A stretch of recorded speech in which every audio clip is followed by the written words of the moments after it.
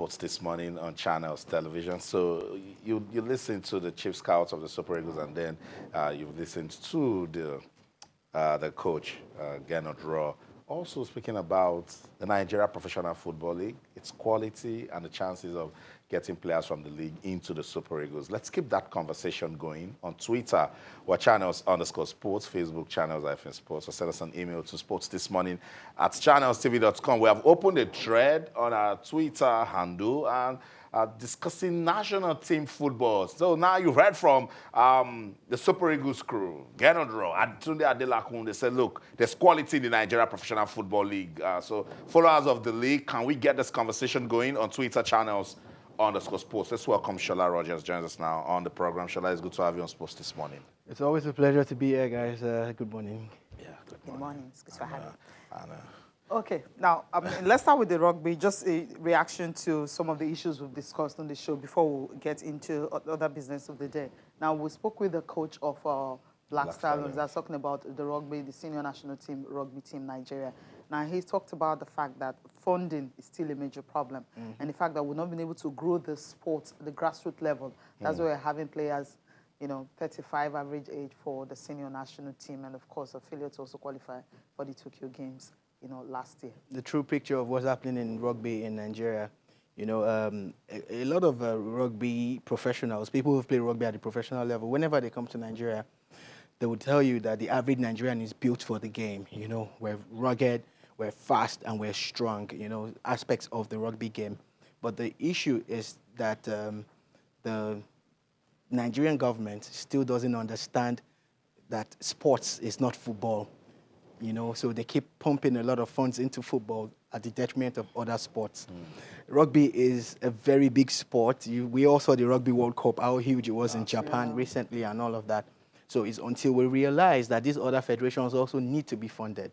I can tell you for free that the bulk of the funding in Nigerian rugby today is coming from one pocket and one person.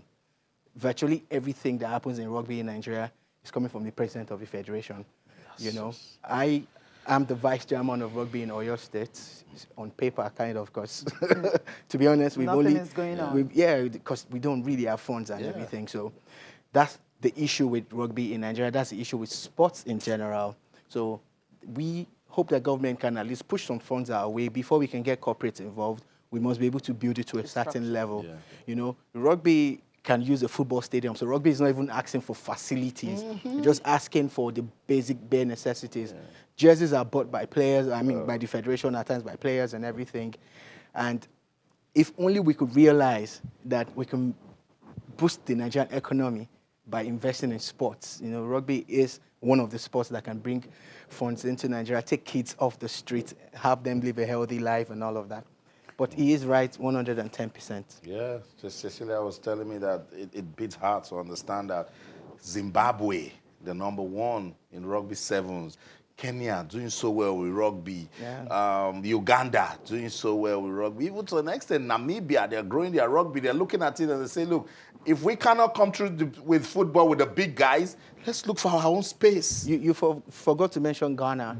There you go, recently. Ghana started after us, and right now, if they are not at par with us, they are ahead of us. We no need to sugarcoat this because they have an enabling environment, The Nigerian corporate businesses also need to look at other sports. Let them see it as CSR or a future investment, The kind of funds that rugby can generate for this country, they are immense. It's immense. You would not believe it if we do it right, you get. But, the story is the story. So that's why those countries you mentioned, we look up to them. We won't want to, we're not even in the same category with them. No. There's the Cup 1A, 1B, 1C. Nigeria's trying to get into Cup 1B, which is like the middle level in Africa, like before you get into Cup 1A. And it hasn't happened yet. Not because we don't have the kind of players that can do it, but because the federations, and I speak for all the federations now, really need that boost. Okay. All right. Let's just leave it there. Okay. Leave it hanging there. If you look at it... Because that's a discussion you need to go back. It's going to take us forever to actually move forward, and that's one. Okay. You had, quickly, your reaction to what Tunde Adelakun had to say. Interesting conversations you guys had with Tunde Adelakun. I must confess my ignorance that we even have a chief scout who is actually on the job. Yeah. To be honest with you, that's a welcome development. I must say kudos to the people who've put this together. But I'm happy that Raw has mentioned Yobo focusing on that aspect of scouting in Nigeria. So it's okay to have someone like Adelakun outside Nigeria doing the work there, because it's a lot of work. It's a lot. You know, and we must commend them for what they're doing. However, we keep talking about wanting the NPFL players in the league, but we must be honest with ourselves, and this is a conversation nobody wants to have, because it's not, there's nothing I would say that would be a win for us, because people will think that you do not want to support them or you are talking blindly. So, however, I will speak a little bit about it. What we need is to take a look at our league. Our league needs to be restructured. Okay. It needs to be restructured so that we can actually get the quality out. You're not going to stop a player who has an offer for $100,000 or $200,000 to stay in Nigeria when he can actually go to Libya, war-torn Libya. He can go to Gabon and all of those places. Kazakhstan, and his salaries are paid on time. You know, he has bills to pick too. Yeah.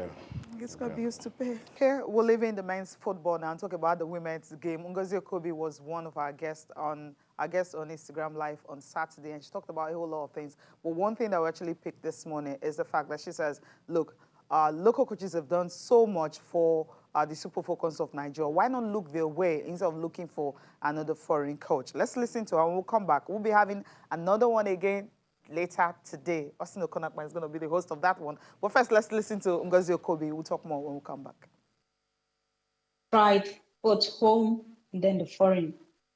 The foreign coaches just left. I think we should give opportunity to the home base. Those ones in Nigeria, they went to school. It's something that they've been doing.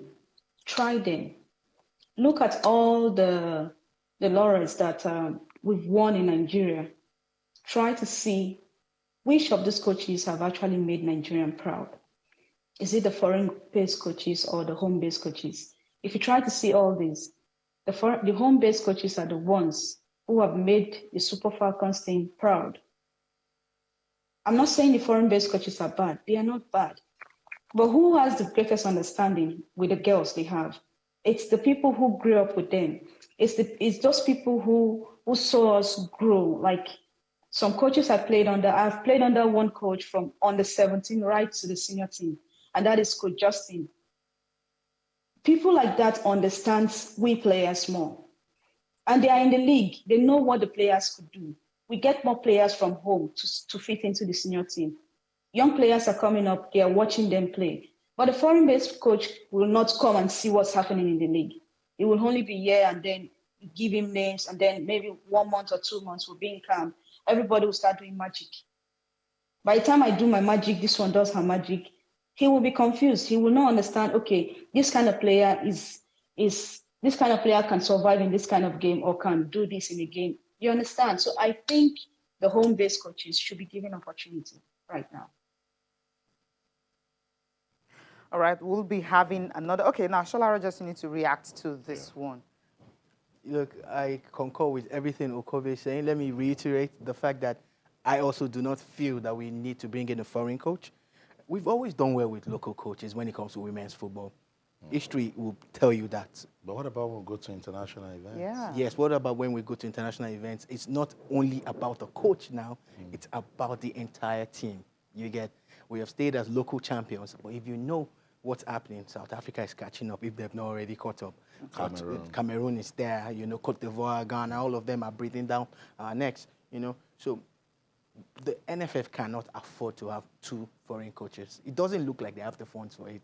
And if they do, can they not redirect that funding to grassroots football instead of bringing in a foreign coach when you know very well that there are women, not just local coaches now, that there are female coaches who can do a very, very good job.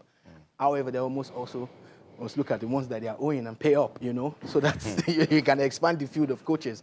They should not bother with this waste, bringing in a foreign coach, because next thing you're going to be talking about is he has to stay, he has to watch the league, he has to do all of that. Why do you want to give yourself that headache when you have coaches who are already resident in Nigeria anyway, who know these girls and who understand the system? That's what she said. Okay, all right.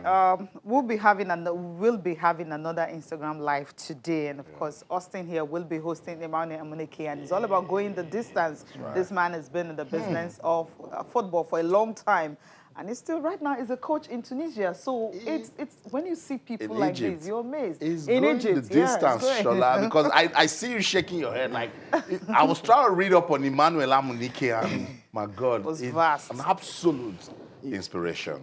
He's one of the best coaches ever that ever came, into the game in Nigeria. Having played at the highest level, because the club that he played for, one of the clubs he played for in Spain, is one of the biggest ever.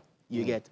Then when he became a coach, the way his team played at the under-17 was beautiful. FIFA invited him to the technical study group. Based on the way they played. Woo. Then we made one big blunder. I was at the stadium when we lost out the qualifiers. Yeah. I was at the stadium. It was raining. I remember. It was raining. I was in the rain. A lot of people left the rain. I had my camera with me. Yeah. And I have pictures of Emmanuel Amuneke in the rain. As in, you would see the passion in this man. Like, if he could get on the pitch to talk to this man, like, this is not what I told you guys to do. But you see, I feel that we should have kept him. Yeah. The fact that they didn't qualify does not mean that you should not have. Look at the players that came out from that team. All of them. The top players in the Super Eagles today, they are Amuneke boys. And all of them. So if there's a way for him to make his way back to Nigeria at sometime in recent future, I would love to have him back. I feel he's just blessed. Someone that was always on the bench at the AFCON in '94. In the final, the coach tells you, dress up, you're coming on, and you go on to score a brace. Same year, he became African Footballer of the Year, went to the Olympics, won gold. All right, so you guys have to tune in for that. 5 p.m. Nigerian time. Yes, today. Amuneke does not get the accolades that he deserves. He has not gotten it yet, and he never gets it. I pray that now that you're trying to highlight him and talk to him one-on-one, I actually pray he opens up more, because he has not been talking. That's what it's all about. That's what it's all about. Because things you don't get to hear normally when you're talking to them 5 o'clock, right? On Instagram, they're free, so they talk about so many things. So 5 p.m. today. Yeah. Okay. No, they want us to jump on McGregor. So Shola can just say one or two things about that. He has retired again. That's the news. McGregor is a joke. The only reason why he's retiring now is because he's afraid of that Nigerian nightmare. Kamaru has been calling him out, like, let's get into the octagon. Let's do this again. And I was looking up to it because I know what Kamaru would dish out. To him. So him retiring is him running away from another major beatdown. Yeah, he said he's bored, so... no, he's afraid. He's scared. Okay, quickly, we'll just take a look at the papers. We have just 2 minutes before we end the show. Okay, so you have this one. I'll start with Sporting Sun here. Osimhen, I would drop Super Eagles #9 shirt for Igalo if, the guy comes back. Respect that, man. Yeah. Respect. Interesting. Respect. I love that. Yeah. Okay. Complete Sports is the next one. I'll move over to Complete Sport. Complete Sport, here we have United Madrid to hijack Barcelona's Martinez bid. Some club says they're not even signing players.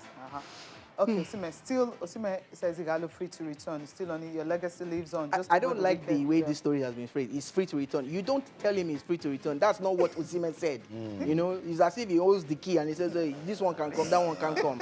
I beg, let's cut out the sensationalism at times. Yeah, clickbait. You have to read it. Ahead of EPL, Ndidi will be here Nacho testing negative. I think good thing is the last round of testing that was done for English Premier League, no positive test coming out of that one. Carlos says Osimhen is a model attacker. Okay, front page of the Sporting Life. I'll just take this one story and that's it for the show this morning. Scholes confesses they are all beginning to make a U-turn. Igalo, Man United's missing target man, credits Nigerian with settling in scoring goals. That's not what they all said when he was signed. I have only one word for them, Igalo FC. I know, Igalo FC. Thank you so much, Shola Rogers, for coming on the show this morning. Always a delight. Wow. All right, thank you so much for watching. I'm Cecilia Mogwe. Bye for now. Thank you so much for your time. I'm Austin Okonakpan. In everything you do, remember, keep talking sports. Bye for now.